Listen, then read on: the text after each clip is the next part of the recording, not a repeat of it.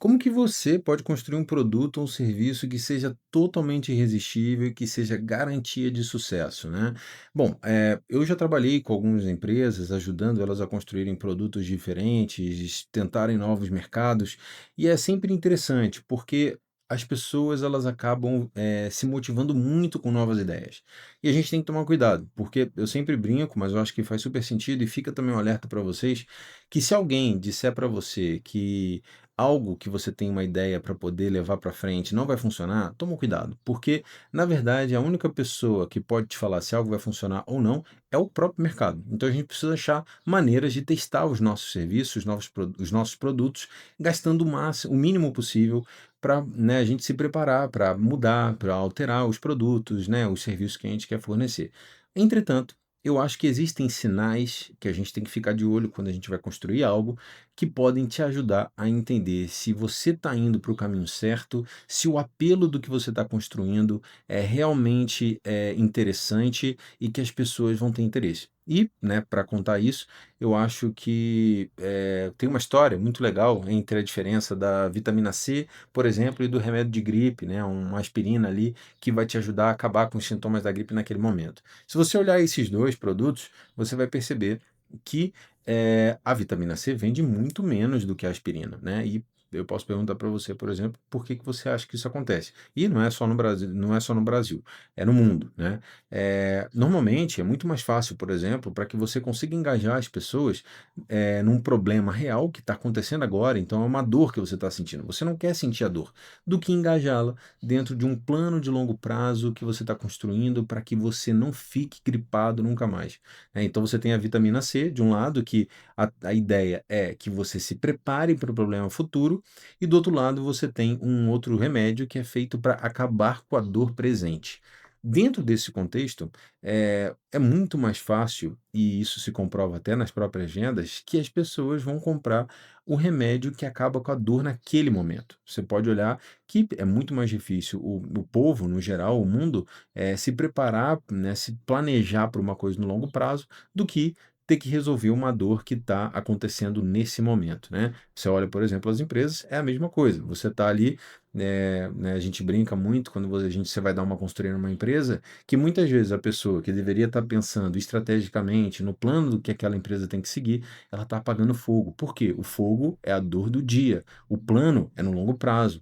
E a gente precisa ajudar as pessoas a saírem da lógica do apagar um incêndio diário, para que elas consigam ter fôlego para poder se preparar para cada vez, né, conseguir vender mais, conseguir crescer a sua própria marca de uma forma, natural. E esse é um desafio. Então, quando a gente fala, por exemplo, de construir um produto ou um serviço que seja realmente irresistível, a gente precisa olhar da mesma forma. Um produto, ele só existe e dá certo se a gente consegue acertar, dar aquela flechada perfeita, pum, num problema que exista. E não é num problema, por exemplo, pseudo problema ou num problema que pode acontecer. A gente precisa achar o que a gente chama de must have problem, ou seja, o problema que é tão dolorido. Aquele problema que eu tenho certeza que você vai saber se achou, se você falar dele, a pessoa vai até dar uma coçada na cabeça e falar, cara, isso é foda. Isso é verdade, isso é muito difícil para mim. Normalmente, quando a gente está falando, por exemplo, de um produto ou serviço para uma pessoa física, né, vender para alguém, realmente, né, uma pessoa para um B2C, é, a gente está falando de tentar encontrar produtos que realmente encaixem nesse problema, né? Então é bom a gente dar uma olhada sobre quem são as pessoas que a gente quer atender, né? O famoso ICP, né? O tipo o cliente ideal que você tem interesse em atender. Pô, é um pai de família, é uma mãe, é um filho, né, que você vai vender para os pais, por exemplo, é uma pessoa solteira, um homem, uma mulher, mora numa cidade grande, mora numa cidade pequena. Tudo isso pode ajudar você a entender como que você posiciona o seu produto ou serviço da melhor forma para que aquelas pessoas consigam entender o que você quer vender, consigam entender a proposta de valor, que você está oferecendo, tá? Isso normalmente é a coisa que mais faz com que um produto tenha sucesso, né, e tenha uma vida longa dentro de um mercado. É o quanto você sabe que o seu produto é feito para atender uma dor real das pessoas. E por outro lado, a gente também tem, por exemplo, você está construindo um produto ou um serviço para uma empresa, né? Você vai trabalhar no mercado B2B, também a gente pode fazer algumas análises interessantes. Mas uma que eu gosto muito de fazer, obviamente, lembrando para vocês, galera, a única coisa que pode dizer se algo vai funcionar ou não é o próprio mercado. Mas eu acho que essas coisas já dão muitos sinais do que funciona, né? O que que a gente pode buscar dentro do que a gente está construindo, dentro dos diferentes lugares que a gente pode atender. E, né, eu já trabalhei com diversos mercados ali para B2B e é muito interessante. Quanto mais ferrado assim o negócio for, mais difícil tá a margem de lucro daquela pessoa, mais complexa. Você vê que ele está lutando ali para poder aumentar a margem que fica no final do mês ou no final do ano. Ele tem alguns comportamentos e a gente sabe, né? Teve uma vez, contando um caso que eu acho que facilita, a gente estava construindo uma solução, acabou não indo para frente, então até é bom porque é um caso interessante, mas a gente queria ajudar alguns cafeicultores, né, do mercado do sul de Minas, que é um mercado com muita montanha, muito vale, muita coisa, com café muito mais difícil de colher, por exemplo, do que os cafés que são produzidos no plano, porque lá você não tem, por exemplo, máquina. Então você tem uma competição cada vez mais difícil, né? Porque como você tem montanha, você acaba não conseguindo aplicar máquina, ou seja, seu custo de mão de obra é maior, o seu custo por saca é maior e você não consegue para o mercado ali com com algo que realmente seja competitivo com outro lugar que o cara só plantou, meteu a máquina lá e colheu tudo. E aí você fala, caraca, o que que a gente pode criar para essas pessoas para ajudá-los, né? E a nossa busca foi essa. E aí, cara, isso ficou muito claro para mim nesse dia, o quanto que para essa galera a solução, você não é muito difícil, por exemplo, você conseguir vender um produto que você fale que eu vou coletar dados porque no futuro esses dados podem te ajudar na redução, sei lá o quê, porque talvez.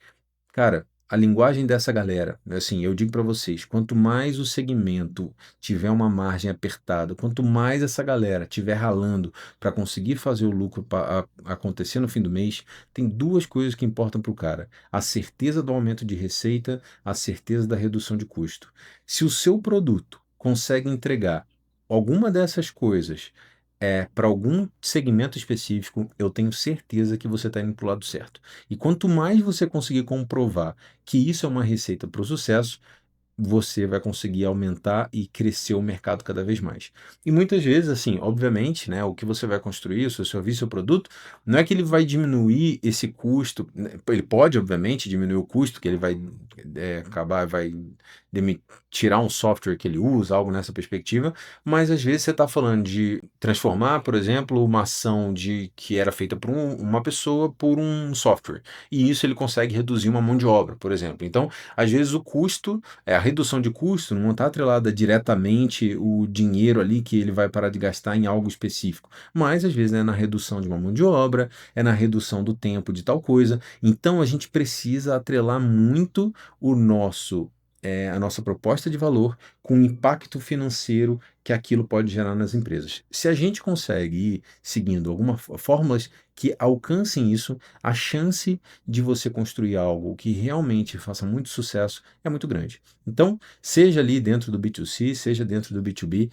existem, né, formas, e aí eu digo para vocês de novo, novamente, galera, que só o mercado pode dizer se as coisas vão funcionar. Eu posso fazer um vídeo depois sobre formas que a gente pode testar, né, novos produtos, novos serviços, gastando pouco, porque eu acho que esse é o objetivo de todo mundo, né? Ninguém quer gastar rios de dinheiro em coisas que a gente vai descobrir que não funcionam. Existem formas, e eu acho que todo mundo tem que saber fazer isso, né, da melhor maneira possível, mas existem sinais que a gente pode aprender e levar para o nosso dia a dia, né? Você está construindo uma vitamina C ou uma aspirina. Se você estiver indo para o lado da vitamina C, é perigoso. Por quê? É capaz das pessoas não entenderem que aquela proposta de valor que você está propondo, que aquela compra no longo prazo vai fazer sentido. É muito mais difícil você fazer uma venda dessa. Se você estiver construindo uma aspirina e reduzindo uma dor atual, você consegue ter muito mais certeza de sucesso do que do lado, por exemplo, da vitamina C, né? E automaticamente isso dentro do mercado B2B vai estar atrelado a você conseguir construir produtos que, né, o problema principal dessa galera, né, se você parar para pensar, vitamina C e aspirina funcionam perfeitamente no B2B também.